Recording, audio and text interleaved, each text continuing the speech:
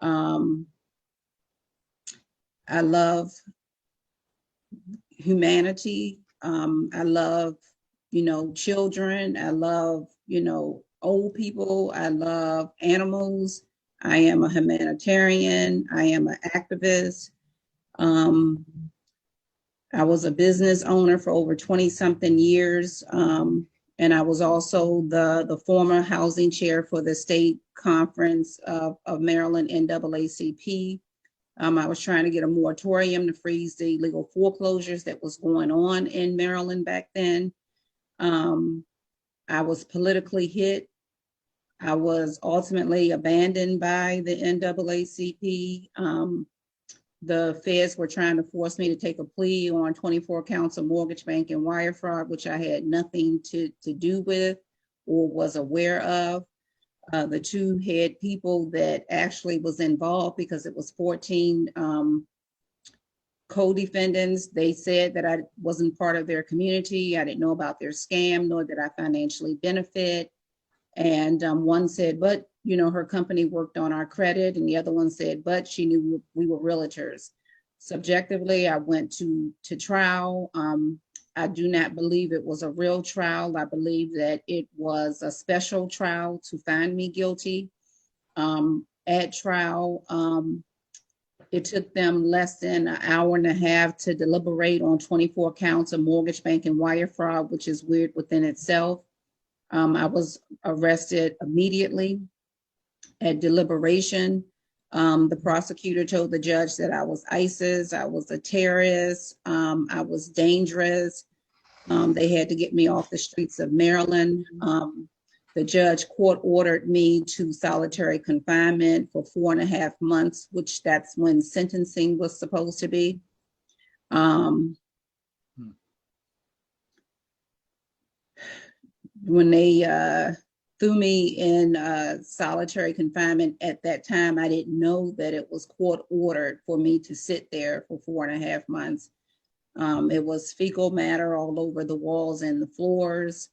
At that point in my life, I was and still am a practicing Buddhist. So I grew up as a Pentecostal Christian. And when I became an adult, I became a practicing Buddhist. Subjectively, when they threw me in that little teeny metal room with human fecal matter everywhere, I fell to my knees and I cried out to God, Elo, Elo, Lama Sabachthani, which means, my God, why have you forsaken me? I've done everything that you asked me to do. I've always been a good girl. I've always been a good person. And anyway, the 8th day of me being in solitary confinement, the psychiatrist came to see me. And just by the questions that he was asking me and the answers that I was giving him, he asked me who was I out there. And then I told him that I was the housing chair for the state of Maryland, NAACP, and, moratorium and all of that stuff. And he said that he was going to lose his job and that he showed me the court order from the judge where the judge had ordered me to stay in solitary confinement for 4.5 months. And so this psychiatrist released me to the general population and told me to fight to get myself out of there, which I did not know that it was going to take me 3.5 years to get home. Subjectively, I've been all the way to the Supreme Court. I'm on my way back to the Supreme Court, I think the end of April. I've been in solitary confinement at least 3 different times.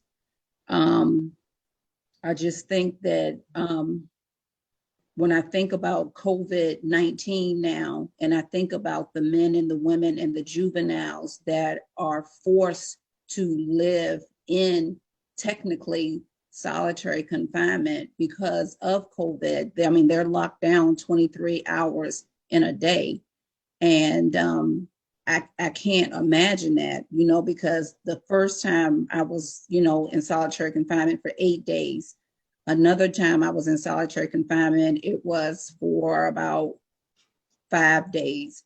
And then another time when I got to that prison camp, I was in solitary confinement, thrown in solitary confinement for about 5.5 days.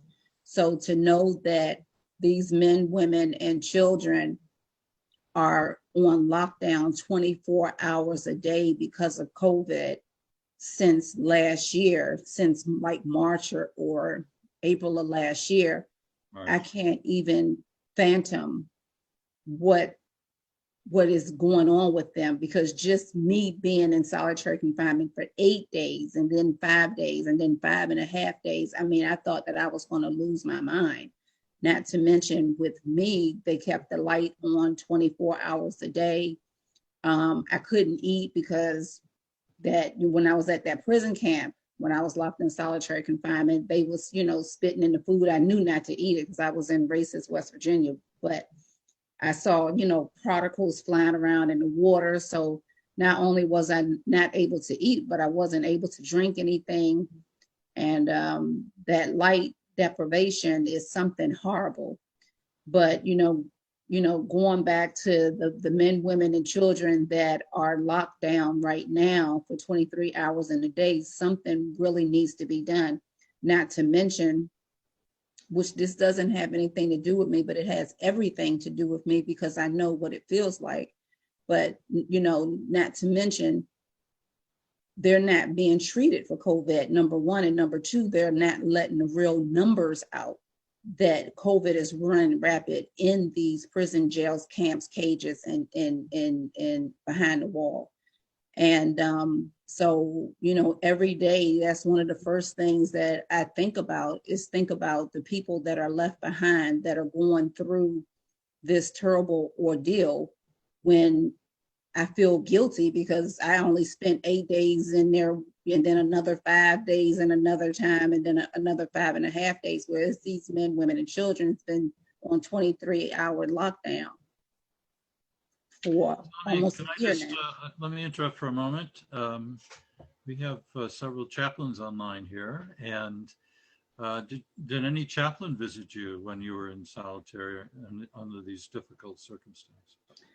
No, they did not. The first time when I was at DC jail, like I said, the psychiatrist came to see me the 8th day, and he, after me having a conversation with him or him asking me questions, and he understood immediately what they did to me, and he released me out of there. So no, a chaplain didn't come visit me. And then another time when they had me, I was going through diesel therapy. So I don't know if you know what diesel therapy is.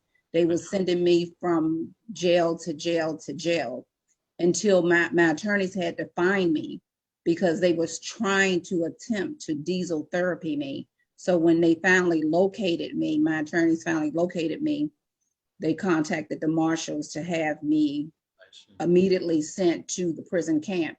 So when I was at one of those jails, they had me there for 5 days. No chaplain came to visit me. Subjectively. Can you explain what diesel therapy is? Diesel therapy is when they send you from jail to jail to jail, so you never get to your destination. It may take you a year to get to fed ground. And see, one of the worst things in the whole world is not taking the plea when the prosecutor, when the feds are forcing you to take a plea. And that's why they have a 98% conviction rate, because most people are forced to take a plea. In my case, they was trying to get me to take a plea and I refused. Yes, I was afraid, but I know that the universe had me, number one. And number two, I'm emphatical that I didn't do what they said. So it didn't make sense to me to say I did something because I'm scared. To lie on myself, that didn't make sense. So they wanted to abuse me and punish me because I refused to take that plea. And the first plea was for 30 years. The second plea, I can't remember what that was. And the third plea was for 10.5 years. And through the grace of God, the universe, I did 3.5 years and was able to get out. And, but. Could you, I'm going to interrupt again, I'm sorry. Could you maybe address challenges, especially unique challenges that women incarcerated face? Well, for me, it's weird because I was at a camp. So I was at the same place Martha Stewart was at, Billie Holiday was at, Jesse Jackson's daughter-in-law was at. I was there with like 2 judges. I was there with a senator. I was there with Bernie Madoff's secretary. So this supposed to have been like a top-notch camp in the federal system. Was this all women in the camp? It was all women except the guards. It was guards and staff that were males, but it was all women. And we were in like little cubes. It wasn't like a cell with bars or anything like that. It wasn't anything like that. But it was like we were at a camp, some type of camp. It wasn't no walls. It wasn't no fences. The guards didn't have guns or anything. You could walk off anytime. You just had to be able to deal with the consequences after that, but you could walk off anytime. But for me, and growing up in a family, not knowing anything about prison, jails, camps, or anything like that, I didn't know that the biggest thing that the prison system don't like is when you maintain your innocence. So of course I was maintaining my innocence. That's number one. Number two, I didn't know they didn't like activists. Okay, well, I am a humanitarian and an activist. And then number three, in West Virginia, the biggest strike was the fact that I am a woman of color. So I had 3 strikes against me already. And, I was,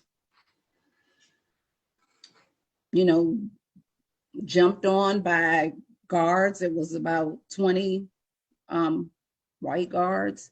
They drugged me on the floor. They strangled me. They put me up under a T5 fluorescent light. They burnt my forehead. I gotta keep getting treatment on my forehead and keep makeup on it. My family tried to find attorneys in West Virginia to file, on the lack of medical care and mental health treatment. And no one in West Virginia would take the case. So I had to get my mind right and file it myself. I would send it to my sisters, email everything that I was writing to my sisters, and then they would package it up and they would file it in the courts for me, send it to the courts. But they also was sending it to everybody in Congress, and they were sending it to everybody in the Senate, that this is what was going on at this prison camp. Not to mention the fraud that was going on. It was sexual abuse, which I didn't experience sexual abuse. I experienced the physical abuse of it. And, not to mention women around me was dying. And it was just a horrible experience. And I'm not a judge of anybody. I'm not a judge of no one. But it's one thing to go to these jails, camps, prisons, and cages for a crime that you may have done. But it's a whole different mindset when you're there and you didn't do it. And so it does something, is another type of psychological something that happens that I'm still dealing with today. Yeah. And if I could ask you another question, since you mentioned it. Maybe you could elaborate a little bit more, either if you choose to, about the abuse you experienced or you witnessed. I experienced, I was drugged on the floor. I was attacked by male guards, and I was drugged on the floor, and I was strangled until I passed out. I was at a prison camp, and all the women was ordered to their cubes. And it was 4 women, this is what I was told, that it was 4 women that said, we're not going anywhere. Uh-huh. We're not going anywhere. We're watching what you are doing to her. And the odd thing about it is it was Caucasian women. Those 4 women stood up for me and said, we're watching what you're doing. And it really hurt me because it doesn't, we all are one race, but it would have made it, I was kind of confused why people that that looked like me it wasn't them that was standing up saying, we see what you're doing to this woman. So, on my website, it has like maybe about 20 letters of women and the abuse that they went through. It has declarations on there where women saw the abuse that I went through. And, and when I came out of solitary confinement and I was skinny and I was disoriented and things of that nature, it validates my abuse, and it also validates abuse that other women went through as well. I mean, it was women being drugged off the compound. This, again, was a camp. And they were being drugged off the compound if they even wrote a letter to a senator or congressperson or a letter to their family about the abuse. What I later found out just before I got out, that in my file, that it was ordered for me to never be removed. So I remember the women, just before I started the motion that I filed in West Virginia court on the abuse that we were going through and the lack of medical and mental health treatment, a lot of the women was telling me they're going to drag you off the compound. They're going to drag you off the compound. I said, well, where are they going to take me to? They're going to take you to the county and you could stay there for almost a year. And I would see women come back, like their hair would be all over their heads. They had some type of mental issues when they came back. So I don't know where they went. But in the end, I found out that it was something in my file that said for me to never be removed. So when I started filing those papers, that's why, thank God, that's why they did not move me to wherever this county was. That's why they couldn't move me, because it was ordered for them to not move me. So I was able to be a beacon for the women and for myself. And with all the documentation that I was filing, and my sisters was sending it to Congress and to the Senate, the place was raided. So we won at that time, you know what I'm saying? And the feds ran the place for almost 2 months, and they fired the warden, the assistant warden, the captain, the lieutenant, a couple of employees because of fraud, sexual abuse, physical abuse, lack of medical care, no mental health treatment, but yet they was, budgeting, the federal government for the funds, So I'm just a different breed, but subjectively I suffered, just like so many other women was suffering. And we were just at a camp. So I can imagine women that are actually at a prison with bars and stuff like that. We were at a camp, and this is how I suffered. They put me up under a T5 fluorescent hot cancer causing light. It literally felt like a microwave. I felt like I was in a microwave. Yeah. And that light stayed on 24 hours a day. Yeah. And I was under that light for 20 hours. If I can interrupt again, sorry. Prison authorities, I've heard this directly from them, often state that solitary confinement is essential to maintaining security in a prison. How would you respond to that? I think is a lot of times is a way for them to abuse certain prisoners. Mm-hmm. And in my case, that I was one of those ones. It was started from the judge court ordering me to 4.5 months. Yeah. Which that didn't work. From them trying to diesel me and put me in solitary confinement as they was dieseling me. Uh-huh. But thank God my attorneys located me and told the marshals, you got 48 hours to get her to fed ground. And then, of course, with the being at the Alderson Federal Prison Camp, they did it to abuse me. But the things that they was trying to do, which was mess my record up, because they also use it as a form of, when they throw you in there, they give a reason why you're in there. It's not always because this person have mental health issues. It's because they're trying to punish you. Not to mention what comes after that is a write-up or a fraction or time taken away and things of that nature. So it's a whole bunch of components that come with that, especially if it's not for mental health reasons, it's for abuse of power. There's other things that come with that. Did you see, I understand you were in a federal facility. Were there many mental health services for those people who had mental health issues? They did not. When I first got there, I didn't even know what my name was. Uh-huh. I didn't know where I was. I didn't know how I got there. I didn't know why I was there. And people was walking around. They was telling me that I was walking around in broad daylight, walking up to people saying, "Have you seen the sun?" Mm-hmm. So they released me into general population when they knew I didn't even know what my name was. And so I later found out, yep, they have a prop for a psychiatrist. They have a prop person that's a psychologist. They may have, at that camp, they had like 2 psychologists, 1 psychiatrist. And then, of course, they have the medical unit or whatever, or the little hospital that was there.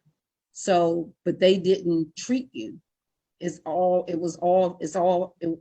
camp, it was all fake. The psychiatrist didn't treat you. The psychologist, like they kept throwing me in like group setting classes, which was traumatizing me even more, like classes for, people that need drug treatment, or classes that was saying you are a criminal, and you had to repeat, I am a criminal, I am a criminal. And I refused to do that because I'm not a criminal. I refuse to say that.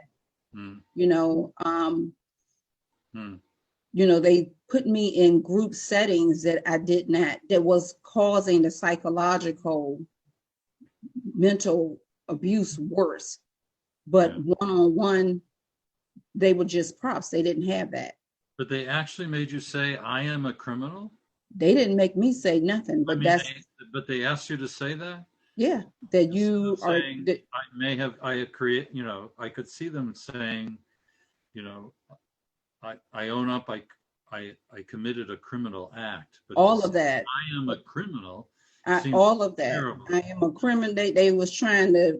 Well, the people in the class was saying, I'm a criminal. I take responsibility for my actions. I hurt people. I stole from people, all this other stuff. But I refused to say any of that. So, of course, they would put down that I refused to participate. And how can I participate when I'm telling you I didn't do this? Yeah.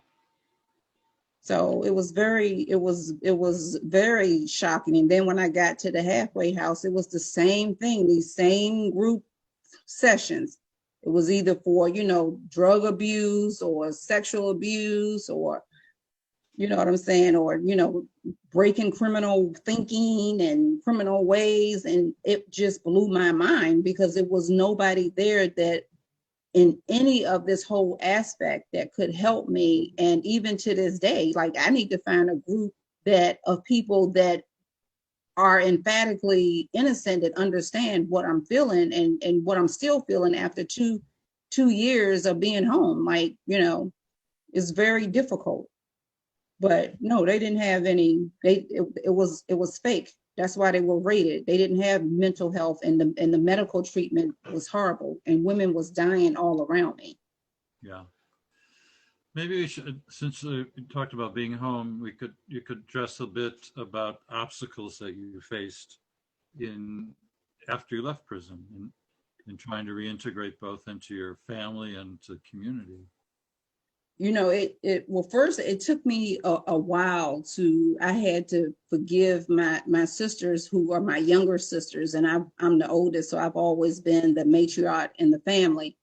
And so from the time when they first arrested me and threw me in DC jail from Maryland, they drove me to DC jail.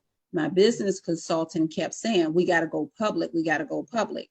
And my sisters were afraid because we had never been in a situation like this. They was afraid. The old attorneys were saying that's going to make the judge mad, but they should have went public on what was done to me. That's number one. And number two, I felt like things that I was asking them to do while I was in there, I just felt like I could have got home faster than 3.5 years. And so it took me a lot of time to first forgive them and understand that they did the best that they could with what they had. So that's number two. Number three, with me personally, it was very odd because with a lot of these reentry programs, and I've looked at a lot of them over in the United States. um, they said, okay, Carmen, we can help you get, your ID. Well, I got my driver's license. Well, we can help you get your birth certificate. I have my birth certificate. Well, we can help you get your social security card. I have my social security card. Well, we can help you pull your credit reports. I am an educator in financial literacy. My for-profit company offered credit restoration, debt arbitration, financial planning, preparation for bankruptcy, rehabilitation after bankruptcy. I don't need that service. Well, we can help you write your resume. Well, here's my resume right here. And then once that happened, they didn't know what to do with me. Once they saw my resume, well, it was nothing they could do for me.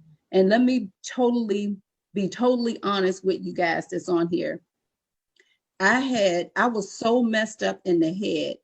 I had set up a plan. I had 10 different ways how I was going to kill myself because I couldn't handle the fact that now society got me labeled as this felon. I did not do this crime. I was politically hit. I know the high profile people that politically hit me.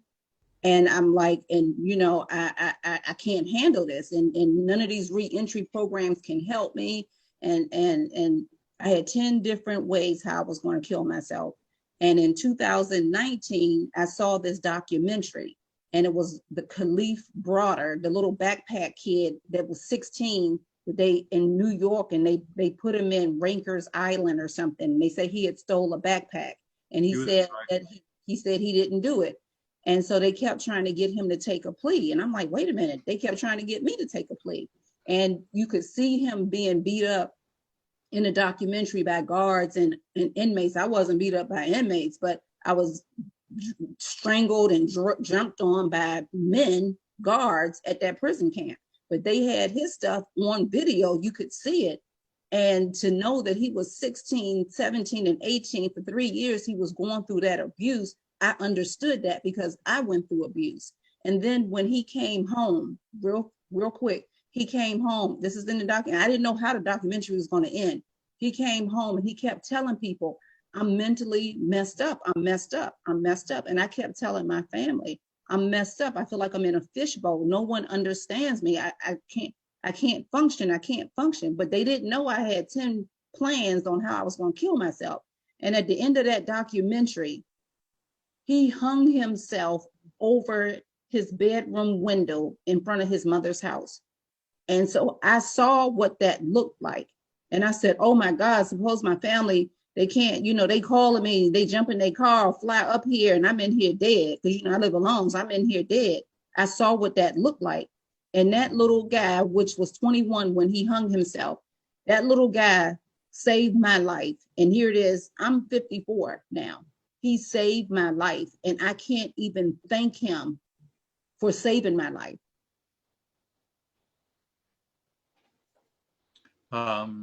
So people are asking, one person asked, what is the name of the documentary? How did you see it? Did you see it on TV or online? Yeah, I saw it. It's called the Khalif Broader documentary. Right. I guess I saw it on Netflix.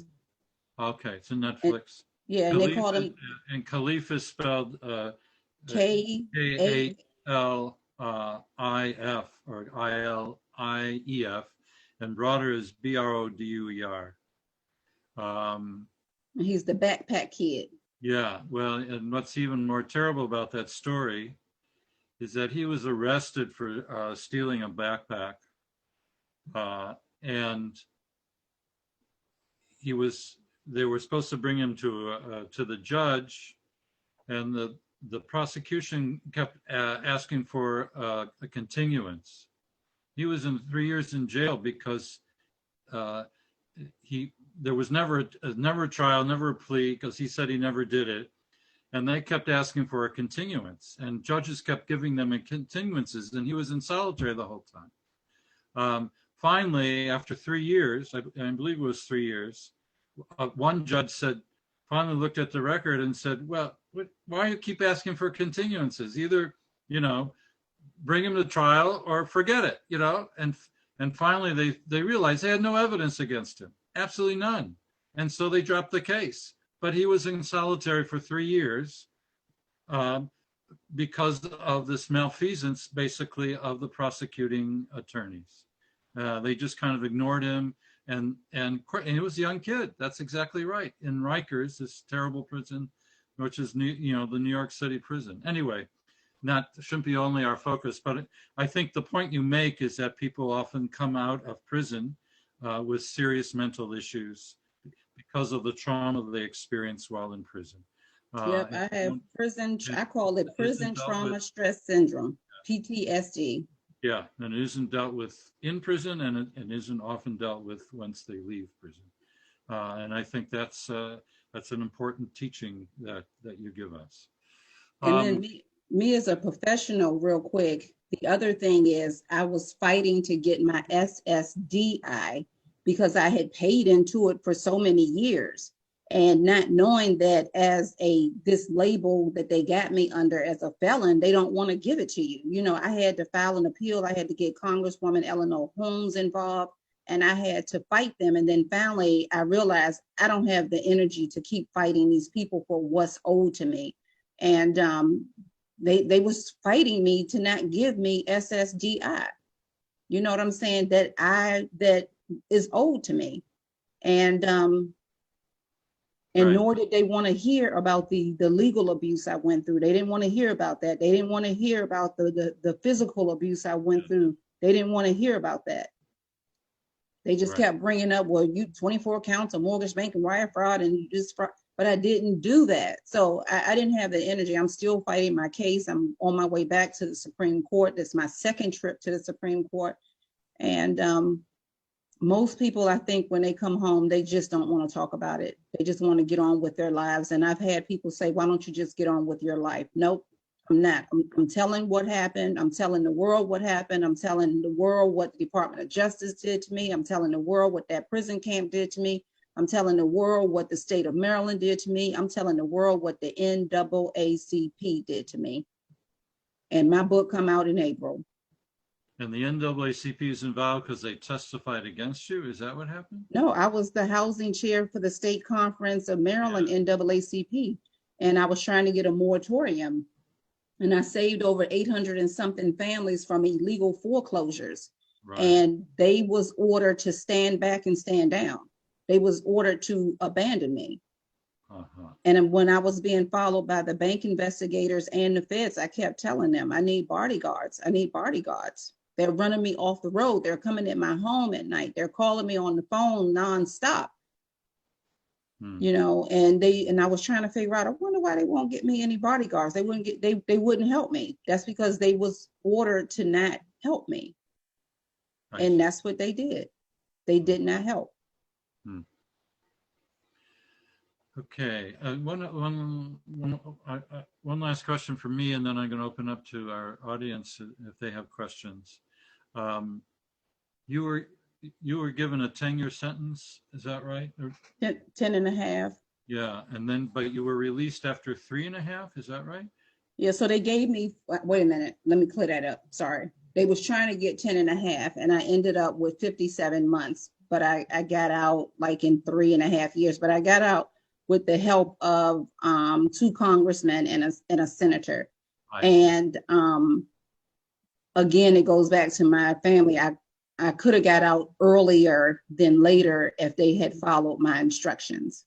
I see. But I forgive everyone. I forgive everybody. Right. It is what it is. But you had some political interference for you, it sounds like. Not something everyone can get. Everyone should be lobbying their elected officials. And like I said, my family kept sending, my sisters kept everything I was filing, they kept sending it to everybody in the Senate, everybody in Congress. And then that's when the place was raided. And then right after that, that's when they pulled me out. Okay, here's a couple of questions in the chat, and then I can, if you want to, and one person asks, "What's the name of the book that you're about to publish, and when will people be able to get it?" The Pretense of Justice is the name of Pretense it. of Justice. Okay. Yeah. So this appeared to be justice, but it was fake. It was fraud. I see. The whole thing was fraud, what they did to me. And when do you think it will be published? We are looking at the end of March. Okay. So that's next month. Yeah. Yes. And do you have the name of the publisher? Can you reveal that? Or The name who? of the book? The name of the what? The publisher of the book. Who's publishing? Next Level Publishing. Next Level Publishing. Okay. Thank you about that. Christine, my assistant, put in the Netflix link for the movie that you mentioned. Mm-hmm. So that's for everyone. They want to look in the chat for that. Okay, so let me open up to, if you want to unmute yourself and ask a question, please feel free to do that now. Anyone like to do that? Or a comment? Yeah, go ahead, Randy. Yeah. May I ask, I missed the beginning, the introduction. Did most of this happen at Alderson Prison in West Virginia? As far as the physical and the mental abuse?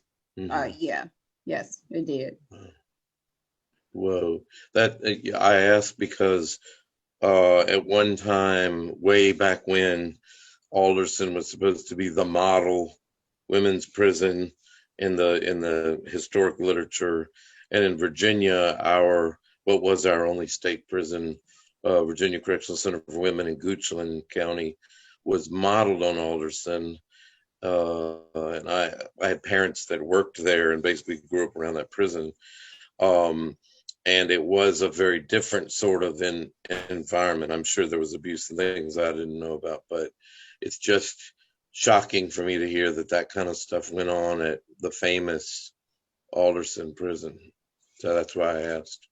Yeah, if you go to my website, you'll see letters from other women of the abuse that they went through as well.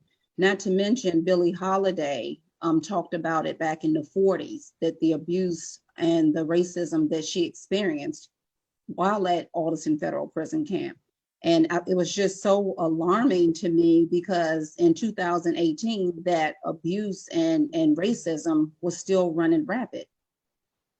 Mm-hmm.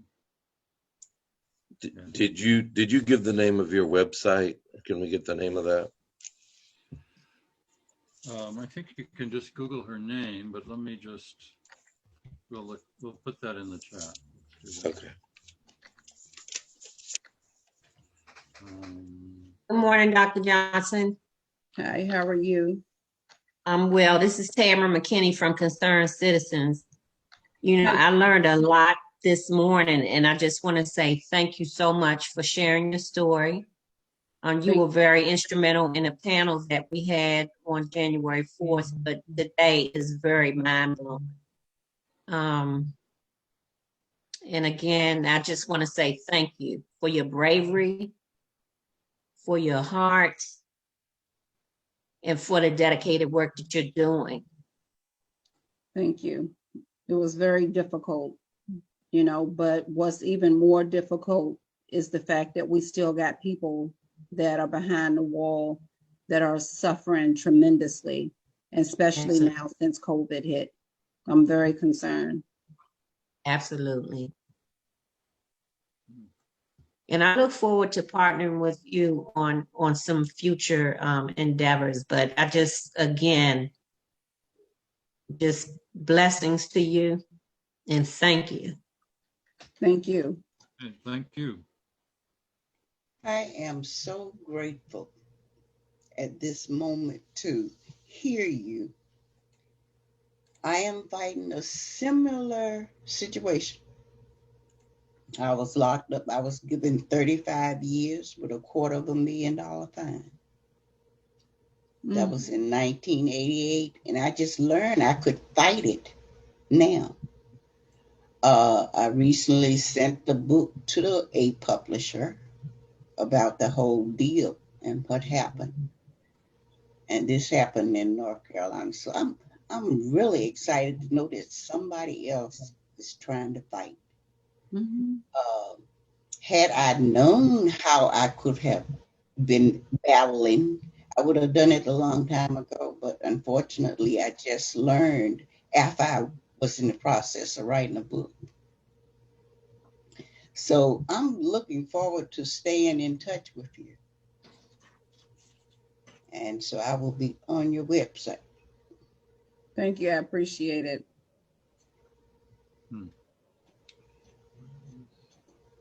And So I just have a quick question. Please.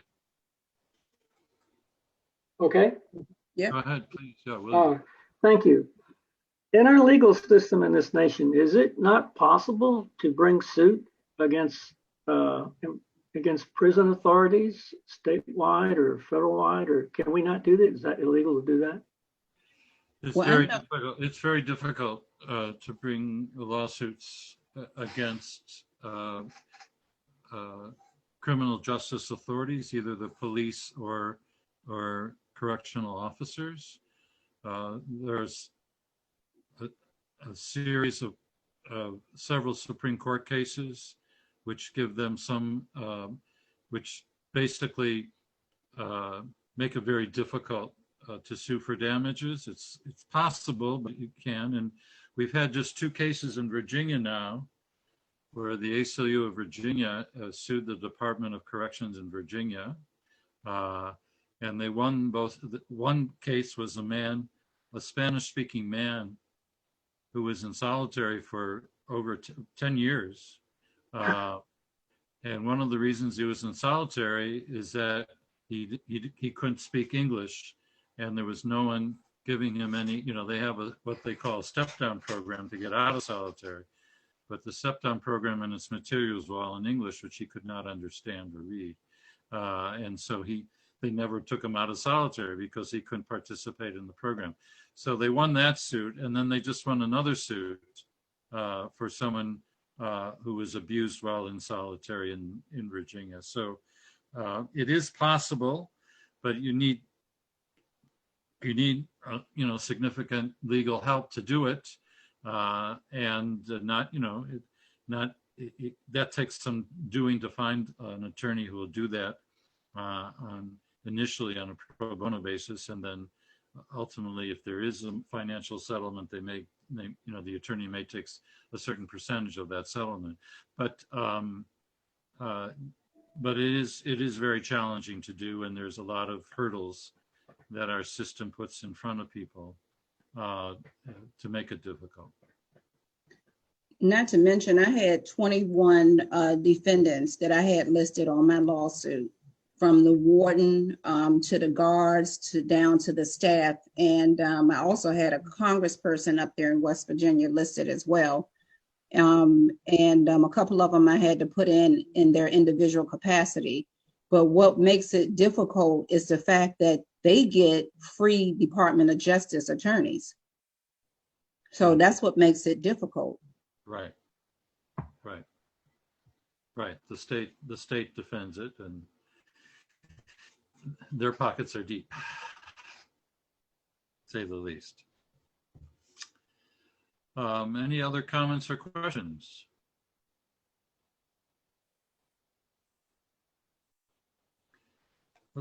Okay, well, I want to thank Dr. Johnson. Any final remarks you would like to make?